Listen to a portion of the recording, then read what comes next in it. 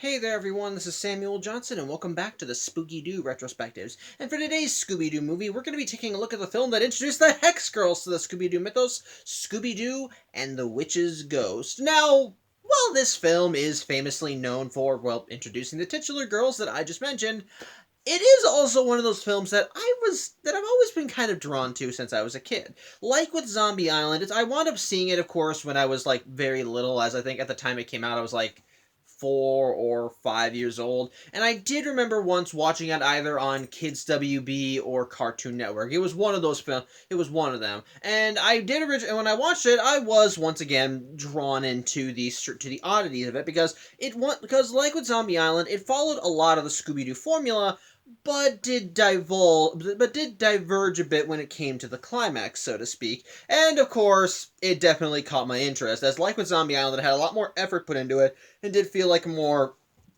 bigger budget movie compared to other Scooby-Doo projects. But with that being said, does it still hold up as a kid, or ultimately is the only noteworthy thing about this movie is that it introduced the Hex Girls? Well, let's watch it and find out, as today we'll be taking a look at the Scooby-Doo and the Witch's Ghost. And to kick things off, the film actually begins with Mystery Inc. just doing their thing again, as they are currently near the end of solving a mystery involving Aztec mummies in a museum. Basically, they don't give us the whole story on them, but it appears that there are, well, a pair of Aztec mummies that are causing a muck, and Mystery Inc. are on the cusp of catching them, as they are all hiding out in the museum after hours, dressed as parts of the exhibit, while the curator of the museum is just kind of packing up and leaving. Though as he leaves, he gets a little spooked, and well, he ends up crossing paths with the Aztec mummies, with the only thing that keeps him from getting his head caved in with their weapons being Scooby and Shaggy, who warn him as they see the mummies appear before the curator notices them. As such, they attempt to trap said mummies by dropping a net on them. But in the middle of Scooby and Shaggy patting themselves on the back, the mummies cut through the net with their weapons and wind up pursuing the pair in a chase sequence, which is where we get the Scooby-Doo Where Are You theme song. This time sung by Billy Ray Cyrus. It's actually pretty nice. But otherwise, yeah, the mummies chase Scooby and Shaggy and the rest of the gang throughout the museum. Though just as the mummies are about to catch the duo, well, someone from behind a curtain trips them, causing them to fall over and land into an exhibit, supposedly stopping them. Of course, the rest of the Mystery Inc. catches up with them, now back in their regular clothes, and wants to say, hey, good job, guys, you caught them. But Scooby and Shaggy say, well, that wasn't us.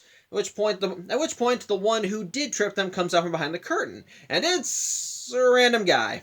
Well, sort of. This guy is a horror author by the name of Ben Ravencroft, portrayed by Tim Curry of all people, who claims that he was at the museum kind of researching a novel, but he wound up noticing something strange and wanted to begin investigating, which is what led him to this moment. Of course, Velma knows who he is right away, which again makes sense considering how in the Zombie Island movie, Velma did own a horror bookshop, so she odds are would be familiar with certain horror authors and so forth, and Ben Ravencroft is apparently one of her favorites. As such, with introductions out of the way, everyone goes to the mummies and unmasks them, and it turns out they're actually just a pair of archaeologists named Perkins and Griswold, who were going after the curator because he cut funding to their projects and they wanted revenge. So, security guards take them away, and have a nice little twist. Perkins and Griswold end up calling Ravencroft the meddler in this case, rather than Mystery Inc., which Fred's okay with because he hates that the gang is constantly called kids. However, with the danger past, it allows Mystery Inc. a chance to further talk with Ben, and it turns out that he knows exactly who they are, as he believes that they kind of tread in similar water, so to speak, since, Mystery Inc. solves mysteries involving ghouls, ghosts, and goblins, and he's a horror writer. Yet Velma says that what they do pales in comparison to what he does, which I think is just her inner fangirl coming out because, well, Mystery Inc. solves mysteries. They catch criminals. I think what they're doing is a little bit better. I'm not saying that a good book cannot change someone's life. It can. I'm just saying that he's an author. They actually deal with this shit, so it doesn't equate. But But ultimately that's a whole other issue that's never brought up in the movie. But in this case, however, Ben does want to be more acquainted with Mystery Inc. and even says that maybe that they could come with him somewhere, specifically to his hometown of Oak Haven, Massachusetts. As every autumn he likes to go back there to, as he puts it, recharge his batteries, as he primarily lives in Europe.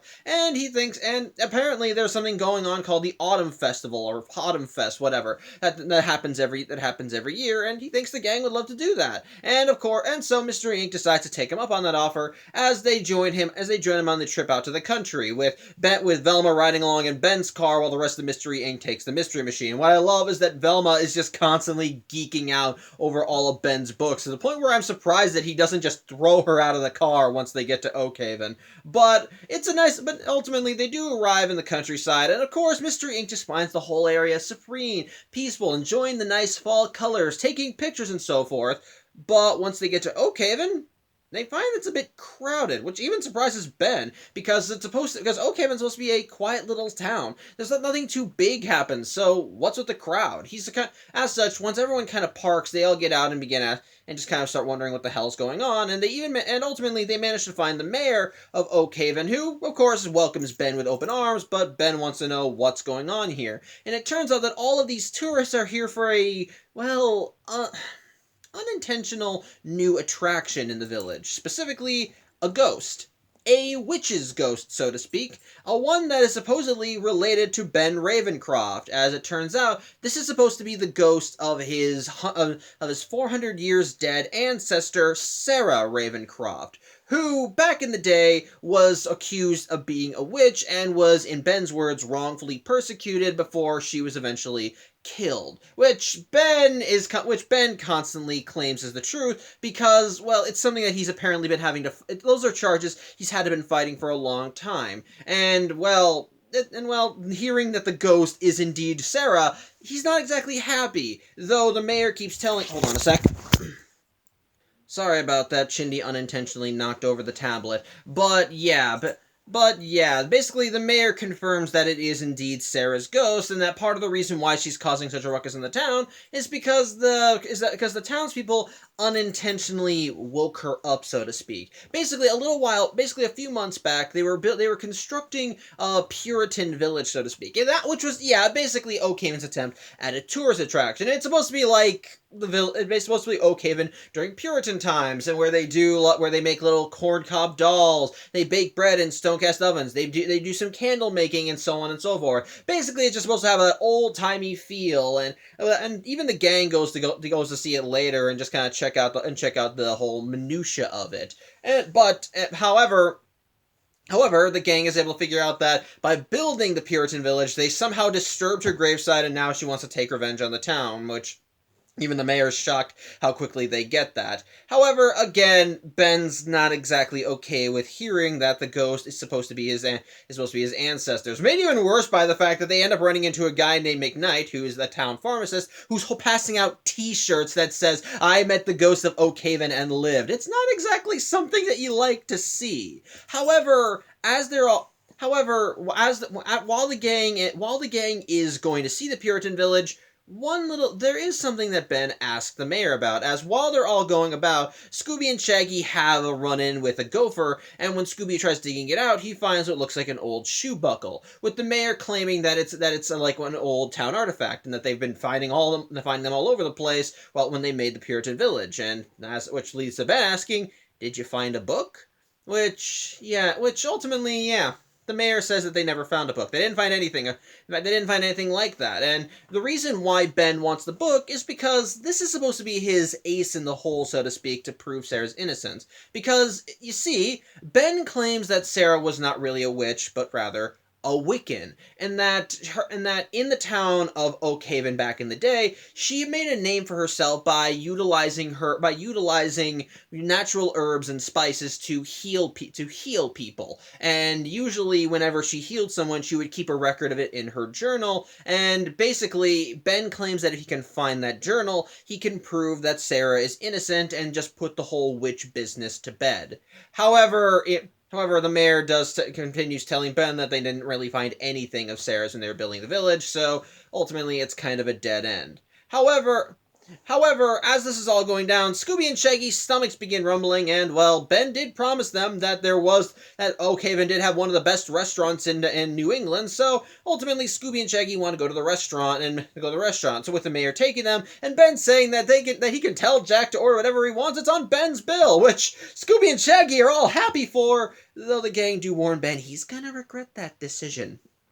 Scooby and Shaggy do go to the local diner, and as you do, they pig out. Like, they just order crap tons of everything, much to the horror of the other diner patrons. So much so that when Scooby ends up, like, downing a bowl of something, I don't know, I think it's either tomato soup or cherries, I don't know. I don't know what food it was. Him gulping it down and then smiling causes one guy to get so sick that he just pays his bill and runs out. And likewise, the owner of the establishment, this big guy named Jack, ends up cooking so much shit for Shaggy and Scooby that at one point he has to run to the market just to get more supplies. So yeah, Scooby and Shaggy are quite literally eating him out of house and home. In the meantime, though, the rest of the gang end up going back to Ben's estate, where they further learn more about stuff with Sarah, which is where they learn about her being a Wiccan and so forth. And they even see that he has a portrait of Sarah in his living room holding the journal. And apparently Ben has tried looking for the journal on his own, but he's had no luck. Because here's the thing: part of Sarah's thing as a Wiccan healer is that she treated patients under a big oak tree. And while there is a big oak tree in the center of town, Ben has searched there before and found jack shit. So he really has no idea where to look regarding where Sarah's journal could possibly be. Though one potential avenue is, well, asking the witch's ghost herself. And so as such, after the gang and Ben are done socializing back at his home, they do go back to the diner to talk to Shaggy and Scooby, and, well, they don't want to leave. Partially because they are enjoying the meal, partially because they do not want to see the witch's ghost at all. So the gang says, okay, fine, you guys can stay here, we'll go see the ghost. So, yeah, Scooby and Shaggy continue gorging themselves into the night, and, well, the witch's ghost doesn't show up. Like, nightfall comes and all the tourists are waiting in the Puritan village, but they end up waiting for an hour without anything, so they all just pack up their shit and leave. With Ben even being disappointed they didn't get to ask Sarah where her journal was, which even the gang's surprised how obsessed he is with the thing. However, we're back with Scooby and Shaggy. They finally do finish off their meals with very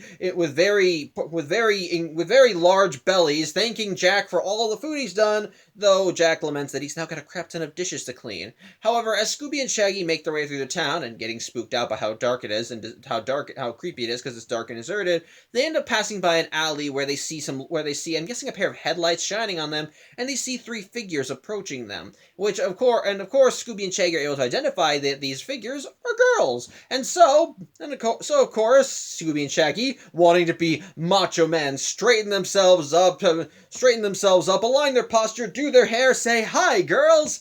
Before the girls smile at them, flashing fangs saying hi back, which causes Scooby and Shaggy to freak the hell out before running away. And apparently they run so fast that they actually just lose all the weight that they gained from eating. I swear to God, those two have great metabolisms. However, no sooner do they think they're in safety when a wind starts picking up in the middle of the road. And then from the tree line flies the witch's ghost, screaming that the town will pay for what it did to her. As such, Scooby and Shaggy see her and just start bolting again, and the witch's ghost just ends up throwing fireballs at them. That keep narrowly missing. Eventually, Scooby and Shaggy turn a corner and end up running into the gang and Ben, which also causes them to lose the ghost. They end up telling the gang they ran into her, but of course, as you do with Scooby and Shaggy, when everyone goes back to where they encountered said ghost, she's just long gone. Although there are still some strange things left behind from this encounter, as when Velma examines the ground, she finds some weird sparkly dust, and when they look at the tree line that was near the road where Scooby and Shaggy were, they find that a lot of the branches on the tree have all been broken off, all in a straight line. So it's clear that something's fishy. However, before the gang can continue investigating, they end up seeing some lights further down the road and in the woods, and so they decide to go in and investigate. And when everyone checks it out, they find a stage. And on the stage are the three girls that Scooby and Shaggy ran into. And it's here where we can actually, I guess, get our proper introduction to the Hex Girls. Essentially a spooky themed trio of ladies who, sorry, I did this badly. They are a band. They are a band. They are a spooky-themed band who are going to be playing at the Autumn Festival. And we actually do get a nice song from them, which is called We're the Hex Girls. And it's a really catchy, very boppy song with some goth undertones and some creepy atmosphere. But it's really nice, great to dance to. It's just an all-around good time, which while at first Scooby and Shaggy are freaked out by seeing the girls again, eventually even they kind of get into it as they listen to the music. And so once the Hex Girls wrap up their song, everyone cheers for them, and the Hex Girls thank them. They'll ask what they're doing there. As such, they further explain. As such, they do explain they didn't mean to intrude. Though when the Hex Girls see Ben, they're like, "Oh, you're Ben Ravencroft. We know who you are. You're like one of us." And so the girls each introduce themselves. With the leader introducing herself as Thorn before introducing her friends as Dusk and Luna. They're basically claiming that they're all eco goths, so to speak. Though of course, once the girl when Dusk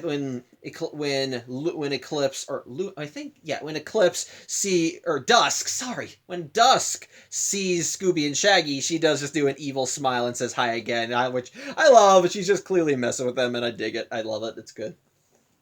It's good.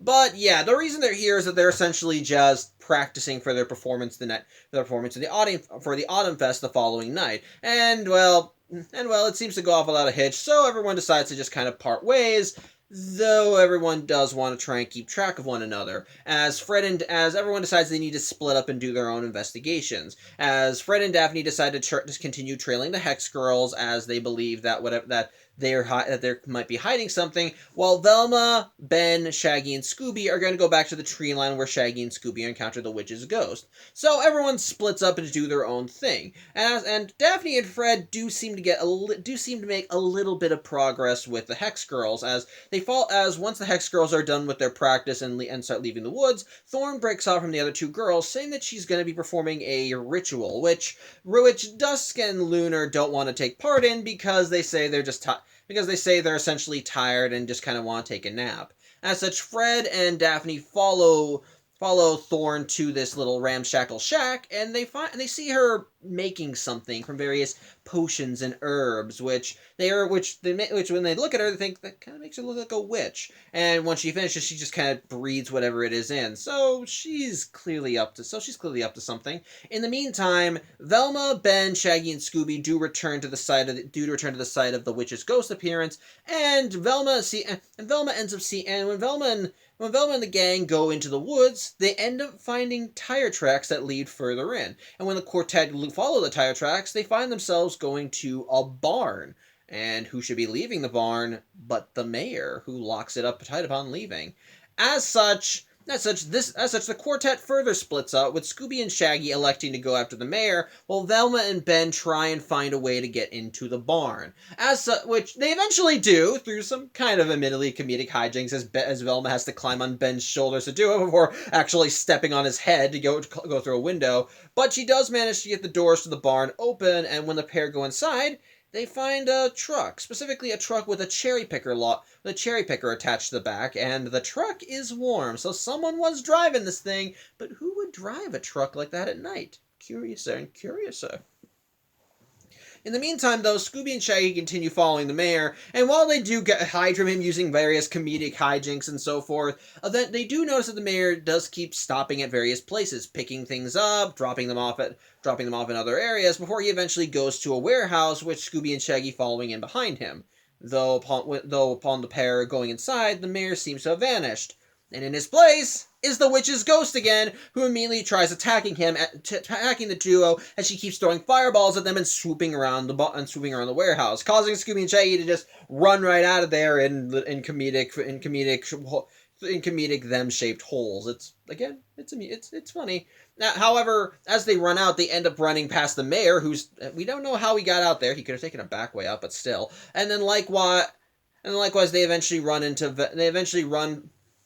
past Velma, Daphne, Velma, Ben, Daphne, and Fred, sorry, and eventually end up taking refuge inside of a mailbox, which eventually the gang finds them in and manages to get them out of. As such, everyone begins trading notes about everything they found, and Scooby and Shaggy talk about how they had an encounter with the witch's ghost, which does make Velma go, well, there goes my cherry picker theory, though the mayor does eventually come up and ask what the hell's going on. As such, the gang takes them back to the warehouse, and he claims that there's nothing there now, except with the only real major bit of damage being the hole Scooby and Shaggy left. But Velma just apologizes to the mayor, saying that she's sorry. Scooby and Shaggy get scared so easy. In fact, maybe it's best for everyone if they just leave okay then. Although Velma says that she does want to stay for just a little bit longer, and she thinks there's one more clue that she needs. Which the mayor seems to be a little exasperated by that before saying, well, I'll do whatever I can to help before leaving. As such, Velma huddles the gang together and says that she's got a plan, and that plan involves, well, live bait. In this case, Velma, Shaggy, Scooby, and Ben go out to the staging grounds where the Hex Girls are performing, and Velma asks Ben to call the Hex Girls because they clearly do like him. Though as such, the Hex Girls arrive and want to know why they were called out there, though shortly after arriving, the witch's ghost makes an appearance and starts attacking the place. Of course, Scooby and Shaggy just start running for it with Velma by their side, though in the midst of the chase, Velma seemingly trips, saying that she can't get up. As such, Scooby and Shaggy try to help her, the witch's ghost closes in on them, before Velma yells out, "Now, guys!" and suddenly, from behind a tree, Fred and Daphne let go of a branch, which smacks right into the witch's ghost before throwing her into a conveniently placed goalie. I don't know whether that was pre-set up or if that was there all along. I don't know. I don't care. My point is, they caught the witch's ghost. So now it's just a matter of who is the witch's ghost. So they go to the unmasking, and it turns out the man in the mask is Mr. McKnight, the pharmacist, and it turns out he is also Thorne's father. We also learned that Thor's name is actually Sally, Velma explains that she was able to figure out that Mr. McKnight was the witch's ghost because, partially, the fireballs. You see, part of the Hex Girls act is that they have, stage explosions as part of their set. And as a result, it would be easy for someone to get, and if you were somehow related to the Hex Girls, you'd be able to figure that out. Although they never really established that Mr. McKnight is actually Thorne's father. The Hex Girls at one point said they were from Oakhaven, but you really couldn't make the connection. Although you could suspect the Hex Girls were involved, considering that their show did utilize explosions. So, on that.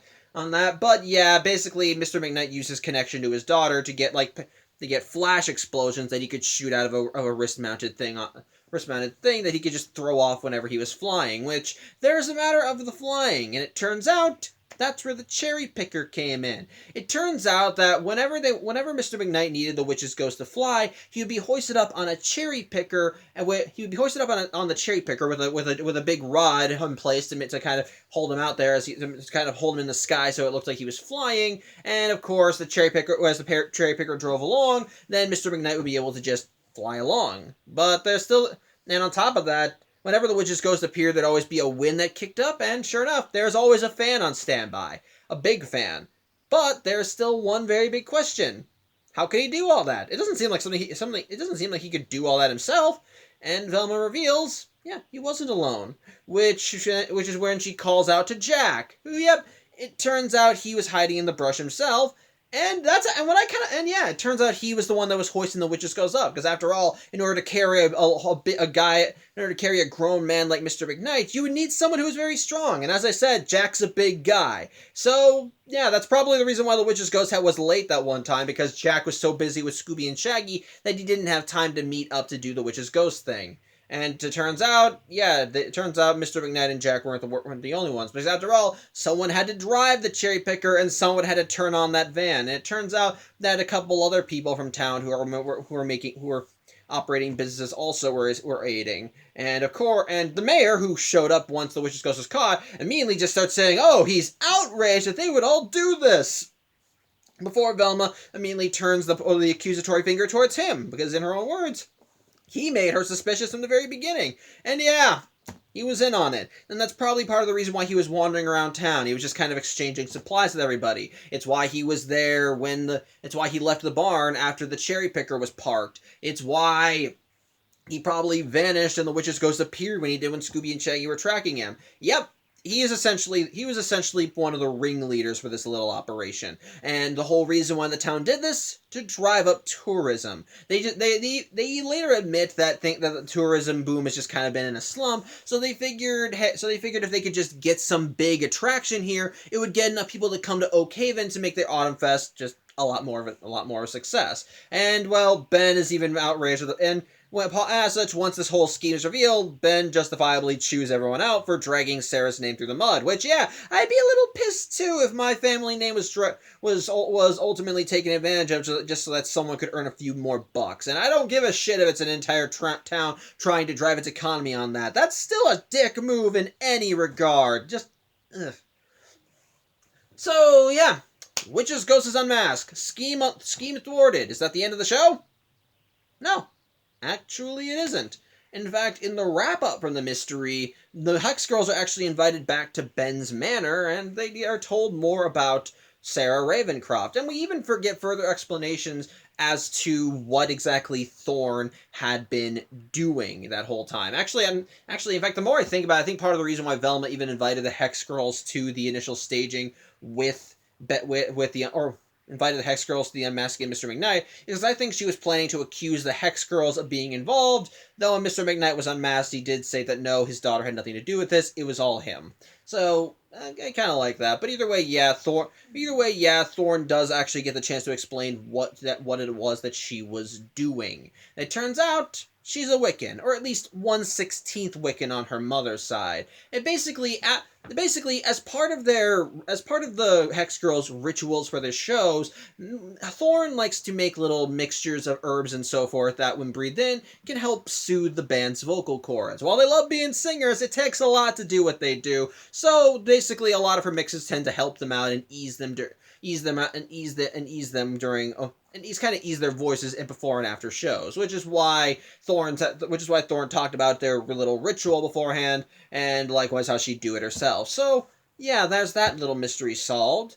But there's still one other thing that comes up. For you see, as everyone's talking in Ben's manor, the mayor and Mr. McKnight pop in again and further apologize for what they did, which I think that Ben should be a little more pissed at them for what they were pulling, because again, dragged his family name through the mud to make a quick buck. But he seems very cordial with them, and it's like, oh, it's water under the bridge. What's up? Like, ugh. But yeah, as the mayor and Mr. McKnight continue apologizing for the scheme they pulled, they further explain why they decided to use Sarah's likeness for the witch's ghost. Because you see, they lied to Ben. Because after all, when earlier in the film, when Ben asked if they had found any artifacts and the mayor said no, that was untrue. And it turns out that the whole story of them disturbing Sarah's resting spot, that wasn't a lie. When they were making construction for the Puritan village, it turns out they had actually managed to accidentally find Sarah's grave marker. Although, where the grave marker was, even they have no idea. The only reason they know they found it was because after they had paved some land, they had found the grave marker in a pile of dirt and rubble. So they clearly know that wherever the grave marker was, it was somewhere on the land. But where it was precisely, even they don't know. Especially since the grave marker was all they found. They found no bones or any sign of human remains. So they have no idea where Sarah's grave is actually located. In fact, with even Mr. McKnight saying it could be anywhere between Miller's Corner and the old stump. Which that actually causes, or the old oak stump. I don't know, but either way, that actually causes Velma's brain to start working, and she realizes something.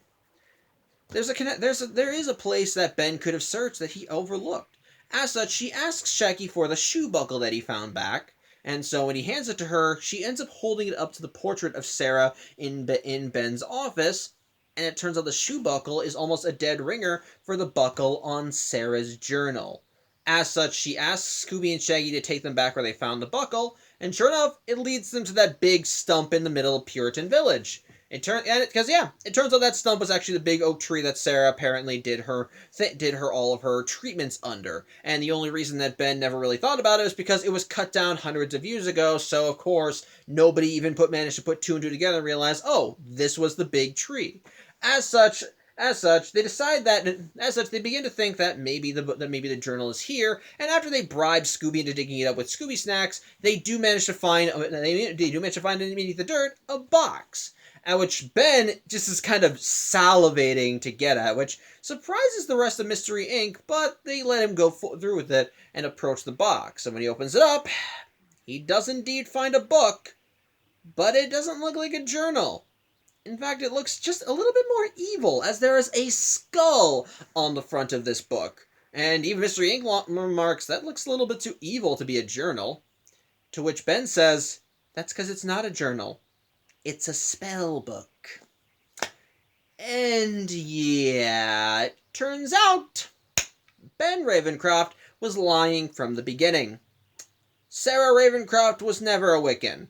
She really was a witch. And the reason why he wanted to find Sarah's book was because,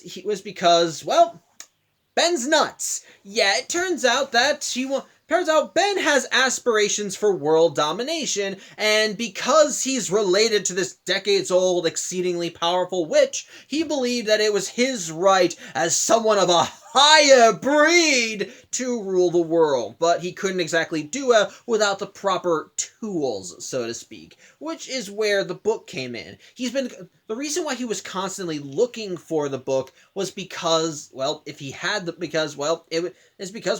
it's a spell book. Of course, if he can properly utilize it, then he can use its powers to essentially take over the world. And not just that, because you see, Ben exposits that apparently Sarah was never actually killed all those hundreds of years ago, and rather a group of Wiccans had imprisoned Sarah within her own spell book, and Ben has aspirations to free her so that she may assist him in taking over the world. Of course, that also begs the question, why did Ben get the Mystery Inc. involved? Simply put, because he's been hitting so many dead ends. Like Ben said, the one part about his story, he was looking for this book for years, but turned up jack shit. Well, one day, while he was just kind of sitting around reading the newspaper, he heard about Mystery Inc.'s exploits and decided that if anyone could find the book, it could be them.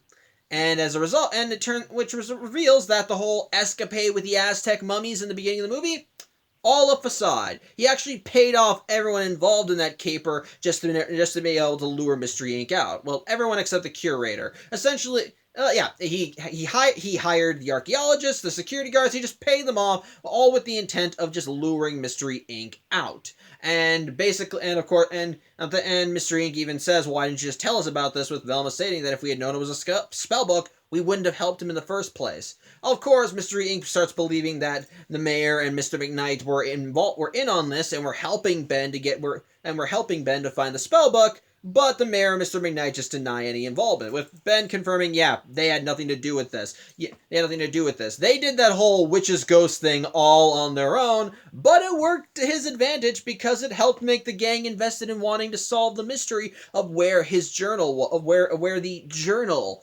was. So, hey, all worked out for Ben in the end. So, yeah. He's got the book now, and of course, he immediately gets to work on his whole world domination thing as he begins immediately inciting spells from inside the book. And it causes wind to start kicking up for Ben to become the epicenter of it before a big flash of light seems to fly out of the book and zaps Ben, granting him unholy magical powers, which he immediately just starts turning on everyone. Sorry, Chindy wants to be in the front center. As such, the Hex Girls try and make a run for it because they were there. He ends up tying them up with some yarn. When the mayor and Mr. McKnight try running away... Sorry, holding this in place because... Sorry, Chindy's on the bed and I don't want her knocking this over again. But, yeah, when Mayor and Mr. McKnight try running away, he ends up throwing them in a pair of stockades. And then, likewise, when Fred, Velma, and Daphne try and sneak up on Ben and grab him so they can get the book back, he just flies right out of their grasp. he just flies right out of their grasp and traps Fred, Velma, and Daphne in a circle of fire, telling them that he is not one of their little mysteries. They can't solve him so easily, which also leads to an admittedly amusing but dark version of the meddling kids line, where Velma says he won't get away with this, and he says, "What? Because of you meddling kids?" It's funny, but either way, Ben thinks he's had enough fun with his parlor tricks. He wants to see what real power is, and so he immediately starts inciting another spell to summon Sarah Ravencroft. However, before he can finish the spell, he gets it. The mystery machine just comes right up, and Scooby and Shaggy come in and using the dirt, they put out the fire ring and grab Fran, Velma, and Daphne before just hightailing it out of there. With Shaggy having all intents and purposes just ditch O'Caven and make a run for it, but Mystery Inc. states that they do need to get the book back. As such, Ben ends up making chase and tries blasting at the mystery machine, but in the midst of it all, they do manage to get close enough to Ben so they're able to, or actually, they end up knocking over some pumpkins, which distract Ben enough that he falls over and allows them to go in and grab his spell book. As such, he gets more serious with trying to catch them, and in the chase, the mystery machine ends up plowing through the pen containing a bunch of turkeys right through the gift shop, and Ben ends up taking out at least 3 of their 4 tires, causing the mystery machine to slow to a halt before the 4th tire just blows out on its own. As such, with Mystery Inc. now kind of neutered, Ben goes back in to grab the book, and, well, he immediately does the incantation to summon Sarah again. Only this time he's able to do it all the way through, and it is, again, still very creepy. As the wind picks up, we see, like, dust clouds just forming into the shape of screaming faces and ghosts before all of them coalesce into the air, and from it comes the real witch's ghost, Sarah Ravencroft. And I'll give credit where it's due. I like that her design does look like a more demonic version of her painting. Like, the painting looked like it's the same outfit and same body type, but whereas the Sarah Ravencroft we saw in the picture looked more friendly, nice, motherly, this one is more threatening and creepy with very clear hostile intent. So, again, I dig it. As such, Sarah, upon being summoned, wants to know what the heck's going on, and Ben explains to Sarah that he's her descendant and that he's awoken her in the modern world. Considering that they're in the Puritan village, Sarah really remarks, nothing really looks like it's changed, though she does find some humor in seeing the mayor and Mr. McKnight pleading for their lives. As such, Ben pleads with Sarah to grant him some of her power so that they may rule the world together. Sarah says fuck that. Yeah, pretty much, Sarah's not interested in ruling the world, for you see, she's been trapped in a book for hundreds of years. She wants payback, and so she decides rather than wanting to rule the world, she's just gonna flat out destroy it, as she immediately sends out a weird green miasma to the local fauna, which causes literally everything it touches to just wither up and die. As such, Ben is honestly horrified by this, and he even says, look, this isn't what I wanted at all. We're supposed to rule the world. Not this. And Sarah says, I don't give a shit what you want. Not with those words, but it's the same thing. Basically, she acknowledges that Ben is the one that set her free, but she genuinely believes she owes him jack shit and wants to just essentially destroy the world. As such, Ben, wanting the world to be intact for him to rule, decides, well then fine, if you're just not going to go along with me, I'm just going to trap you back in the book. So he does go back to the spell to try and summon her back, but halfway through it, Sarah just laughs at him, because you see, he's not a Wiccan. He is not a pure soul, and only a Wiccan or pure soul can actually trap her. So ultimately, even if he read the spell all the way through, it wouldn't do jack to him. And to kind of further throw salt on the proverbial wound, Sarah ends up trapping Ben inside a magical bubble, resulting in him dropping the book. However, Mystery Inc. is not down for the count. They see all this shit going down, and Velma thinks that she has a plan because she heard what Sarah said. Though it does require Shaggy and Scooby to go in and grab the book, since, in their own words, they're the fastest. And of course, Shaggy and Scooby don't want to do it, though they are bribed with a whole box of Scooby snacks, which, very quickly after they get it, gets annihilated by a fireball, so not exactly worth it. But either way, the plan goes as this. Fred, Velma, and Daphne will distract Sarah, and while she's trying to blast at them and hit them with magical spells, Scooby and Shaggy are going to go in and grab the book. And that's seemingly what the plan seems to work for a little bit, as Fred, Velma, and Daphne do manage to distract Sarah enough so that she starts chasing after them, starts bringing pumpkins to life to bring them apart, starts hitting them with magical blasts to try and annihilate them, and basically throughout all this, it does allow Shaggy and Scooby to get close to where Ben is and grab the book. Though sadly, upon the pair getting it, Sarah is very much made aware of what they're doing and immediately starts pursuing Shaggy and Scooby, with them, which immediately leads to a bit of hot potato as they have to keep tossing the book back and forth away from each other just to get away from Sarah. Though to try and stop them, she does end up using her magic to make a turkey grow big and go after Shaggy and Scooby, which it does end up chasing them into another shack, which while they do manage to get away from it, they also run into Sarah on the other side, who, after they slam the door in her face, she blasts it in and it hits the turkey, with Scooby and Shaggy eventually scaring it off by implying that they are going to baste the turkey and stuff it, resulting in it going, oh no, and running away. It's funny. But yeah, in the midst of all this hijinks, so to speak, Fred, Velma, and Daphne do manage to free the Hex Girls from their binding, and while Lunar and Dusk plan to run for it, Velma tells Thorn that they need her help because, well, she has Wiccan blood, and so Velma believes that that she could say the spell. And while Thorn tries saying, "Look, I'm just like 1/16th Wiccan," Velma says it doesn't matter. You have Wiccan. It doesn't matter. You have the blood. You can read the spell. Though that requires getting the book back. And and sadly, Sarah is still on Shaggy and Scooby's tail as she continues going after them. And when Scooby has the book, she manages to grab him. It leads to some funny hijinks where Shaggy tries throwing water on her, and it does jack shit because she's not like the witch from the Wizard of Oz. But ultimately, they do get the book back, and she finally just keeps throwing everything she has at everyone to try and get them away. She throws pumpkins at Shaggy and Scooby. She throws pumpkins at Shaggy, who throws the book to Scooby. Scooby ends up getting grabbed by a tree that Sarah brings to life. Scooby throws it to Fred, who throws it to Daphne. Both of them are caught by the tree. Daphne throws it to Velma, who grabs the book and then runs it right to Thorn. And while the tree does try one last attempt to get them, thankfully, because Thorn is a Wiccan, the positive magic from the book manages to repel the roots. As such, Sarah realizes exactly what they're going to do and tries to stop them, but it's too little too late.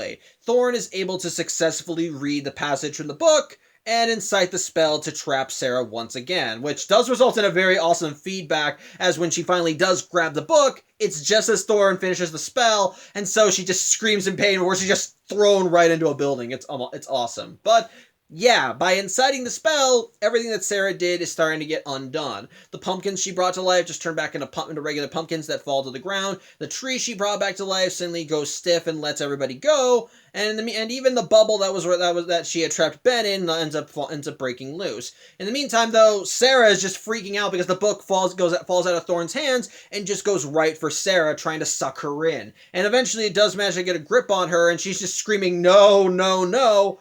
But the thing is, it finally catches her just as Ben is let out of his bubble, and he sees what's happening to his ancestor, and he tries to just crawl away. But Sarah's decided that if she's going down, she's bringing him with her, and so she grabs his leg, and as he screams out in defiance too, the pair of Ravencrofts are, unfortunately for them, sucked into the book, with the front cover clasping shut upon them both being pulled in. And of course, to add further insult to injury, in the midst of all the chaos, one of the trees that Sarah blasted, which is on fire, ends up having a branch fall on the book, and it burns up, ensuring that the Ravencroft lineage will be of no harm to modern day anytime soon. So yeah, crisis is now finally averted. The fake witch's ghost has been unmasked, and the real witch's ghost is now trapped slash dead. Everything's all good.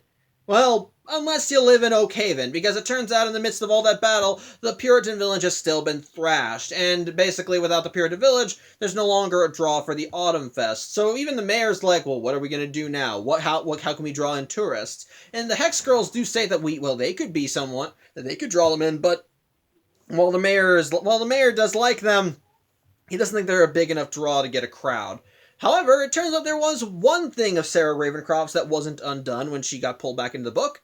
The giant turkey, which, while it no longer serves Sarah, it's still a giant turkey. So, Yeah, that becomes the new draw. And so the film ends as we cut ahead to the next night as the Autumn Fest is in full swing. The Hex Girls are performing with Mystery Inc. providing accompaniment. They're singing an awesome new song called "Love the Earth" or "Earth, Wind, Fire, and Air." I don't know which one, but it's a kick-ass song. We see everyone dancing in the crowd. We see the turkey dancing along with them, and of course the film ends with Scooby doing a Scooby-Dooby-Doo thing as he flashes fake fangs, which quickly fall out of his mouth. So there you go. That was Scooby-Doo and the Witch's Ghost. So, my thoughts on it? It's a pretty good movie. Though I will say this, I don't think it's as good as Scooby-Doo on Zombie Island.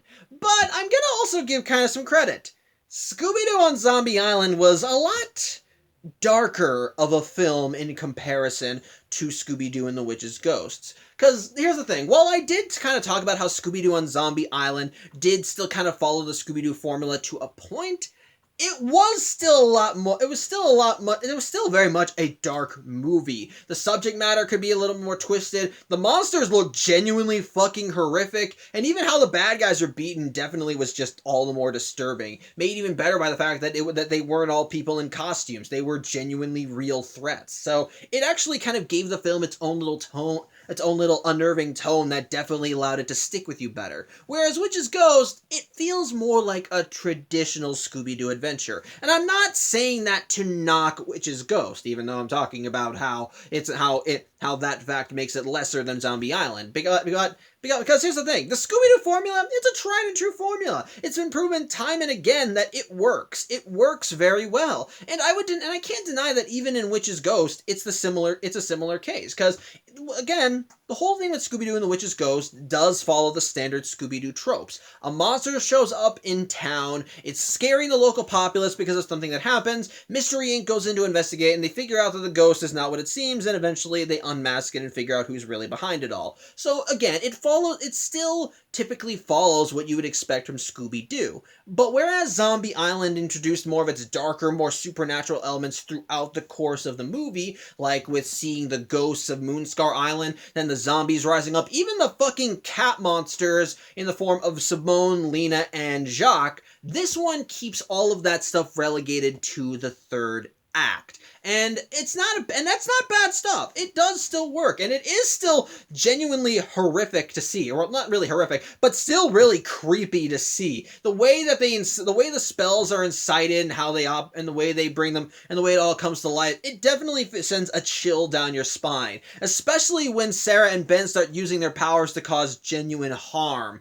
'Cause again, they're creepy. And in fact, I'll give credit where it's due. Let's talk about the casting for our villains, specifically Ben and Sarah. In the case of Ben Ravencroft, like I said, he's played by Tim Curry, whereas Sarah is played by Tress MacNeille. But in the case of Tim Curry, while Tim Curry is most notable for how hammy he likes to play up his roles and how he likes to just go over the top and just go nuts with his roles, Ben is actually a lot more subdued for the most part. Throughout the whole movie, he really just seems very sociable, calm, and collected. And honestly, he pulls it off well. He seems like a nice little logical counter to Velma, and it kind of helps explain why they work off of each other so well, and probably explains another reason why Velma is so attracted to him, because for the most part, they're like birds of a feather. They're very much just cut from the same cloth, and as a result, they do really mesh well, and Ben really does work as a side character for the first 2/3. But then when you get to the final third of the movie, that's when Tim Curry is allowed to just go ham it up, and it works.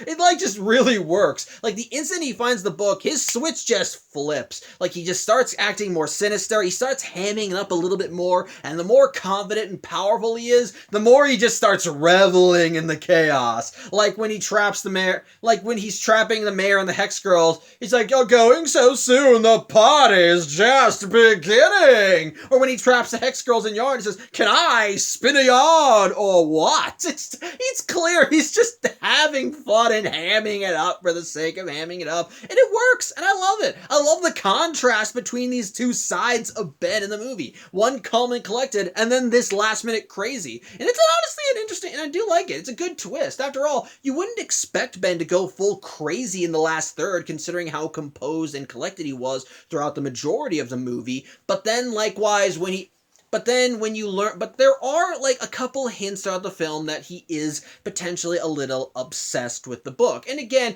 you can make the argument that because his cover story is he wants to clear his family name. He wants to prove that Sarah was not a witch, but was rather a Wiccan. So in some ways you can kind of get that. But again, he's very, but it's very, but the thing is, when it was asked, when it was asked how that when the subject of all artifacts that were brought up when the Puritan village was being built was even introduced, the first thing he asked was, "Did you find a book?" And it's clear, and the fact that he's been searching for this book for years shows that he really has kind of gotten to him a little, to the point where he even says, "I wanted to talk to my ancestor about where she hid her journal." Like, even they're like, he's a little obsessed with this thing, ain't he? And it turns out the reason why he's obsessed with this thing is because well, it's a spell book, and he wants the power within it so that he can conquer the world. It's a nice little hint, but it's such a great contrast between these two different sides, and I think Tim Curry pulls it off well. The calm and composed version definitely is something that draws you in and kind of lulls you into a false sense of security about the character. But then when he goes full crazy, it's genuinely like, okay, what the hell? And I like it. And going off to Sarah, I love Sarah Ravencroft as the last minute villain because like with Tim Curry, Tress MacNeille really just likes to ham it up and just goes over the top with her performance. She goes screaming and yelling and just kind of going balls to the walls insane. You can kind of, in fact, you can tell immediately that that Sarah and Ben are related just by how much she likes to ham it up. And the fact that she just rubs it in and laughs at everyone's faces when they think they can stop her, it's great, including when she gets frustrated when things aren't going her way. And likewise, again, going back to the more horrific side of things, when she starts casting her spells and starts bringing things to life to go after Mystery Inc. so she can get her book back, the things that she brings to life are creepy. The designs of the pumpkins, genuinely chilling. Seeing the trees come to life and seeing it use its tree trunks and its roots to grab people, unnerving. I like it. Seeing the giant turkey is a little uneasy, though it is humorous when it gets the tables turned and Scooby and Shaggy try to and threatens to baste it. I love it. It's great. It's nice. And ultimately even the finale is definitely kind of brings it down to the wire. Really does keep the action going and tension strong as Velma has to get Thorn to read the spell to trap Sarah once again. It really does at least feel like it's a big thing that's happening, and I dig it. It's nice. It's nice, and I like it. But again, all of that stuff is confined to the third act of Witch's Ghost. And like I said, while Zombie Island had all that stuff permeating throughout the movie, it does kind of lessen Witch's Ghost a little in comparison when that stuff is only in the third act. And I don't like saying that, but it does mean that I think Witch's Ghost isn't as strong compared to Zombie Island. It doesn't mean Witch's Ghost is bad, though. Far from it, because at the end of the day, like I said with Zombie Island, this is still the traditional Scooby-Doo formula. Only whereas Zombie Island took more liberties with that formula by having the ghosts be real and actually trying to help the gang rather than hurt them, this time it's just it's standard Scooby-Doo. And it's again a simple yet good mystery. The way they hint at the way they hint at the witch's ghost and what it truly is, and the way you can see the connections upon a rewatch, like how the witch's ghost didn't make an appearance when she was supposed to because the person who was supposed to be holding her up, namely Jack, was preoccupied with Shaggy and Scooby. I like the little hints at that. You can see the connections. It makes you, and of course, like with any good Scooby-Doo mystery, you're suspicious of all the people involved. What do they all have to do with this? And they do offer some interesting tidbits that either pay off at the end when they unmask the villain, or ultimately act as red herrings meant to just kind of lead you down the wrong path. Like with Thorn and the reveal that she's a Wiccan and how she uses her herbal supplements to help the band's vocal cords before and after shows. I like that. It's good. I like that. That's good. And again, I will give credit. I do actually like that the whole idea behind the Witches Ghost this time is that it was a town effort. That essentially all the major businesses in the town pulled this off because they wanted to drive up tourism. Which again, yeah, it's later revealed that Sarah Ravencroft was really a witch and that she wanted to damn the world for what happened to her. But counter argument, that's still a dick move, guys. Just up yours. So Again, it's a good mystery. I dig it. And of course, scattered throughout the movie, you still got the standard Scooby-Doo charm that makes you want to see more of it. We got some good, legitimately good antics with Shaggy and Scooby as they go forth and do their thing. I love the humor in that. I love seeing them laying down hints. I like the interactions with the gang. I love seeing Velma geeking out when she meets Ben Ravencroft for the first time, as it's genuinely kind of adorable and funny. I like seeing the gang as they continue doing their patrols as they try and solve the mystery. And of course, I gotta still give credit where it's due. Like I said, Witch's Ghost is the film that introduced the Hex Girls to the Scooby-Doo mythos. And I won't deny, the Hex Girls are probably a good reason why a good chunk of people watching this video probably found themselves kind of getting crushes on the goth girls in cartoons they watch, because they are very much drawn very attractively and cute, and I can't deny that even now. So, yeah, and it helps that their music's good. Yeah, again, like with Zombie Island, the music is actually really good and does fit the tone. The Billy Ray Cyrus rendition of the Scooby-Doo Where Are You theme is genuinely entertaining and works for the most part. The two music tracks you give the Hex Girls are catchy and fun and do have that gothic undertone that the band is supposed to have, while still being awesome and nice to dance to. The animation is still spectacular, like with Zombie Island, so I still give it that. And on the whole, and again, while Witch's Ghost isn't as strong as Zombie Island by having all the harder stuff, by having it only go hard in the third act rather than throughout the movie, I still think it's a legitimately good Scooby-Doo. I still think it's a legitimately good Scooby-Doo movie. The interactions between Mystery Inc. are strong. I like the mystery with the fake Witch's Ghost. Ben Ravencroft, I think, is a good character that really does a great last minute twist with him being the villain. I love the voice acting again. I love the voice acting. I love all the hijinks. I love seeing how they introduce the Hex Girls, and the whole climax really does bring everything together and definitely kind of raises the tension. So, on the whole, while I will argue that Witch's Ghost isn't as strong of a film as Zombie Island, I still think it's a damn good movie that I think you can still go back and watch and have a good time. The Hex Girls aren't the only thing about this movie that make it memorable. There's still a lot to like, a lot to enjoy. So, if you're a Scooby-Doo fan, I recommend checking out Witch's Ghost. It's a fun time. So, yeah, I think that's really all I have to say. I thank you for watching. I'm Samuel Johnson, and I hope to see you next week as we kind of leave the supernatural behind a bit as we see Scooby and the gang deal with visitors from beyond the stars in Scooby-Doo and the Alien Invaders. So to then, hope you have a good Sunday, and take care.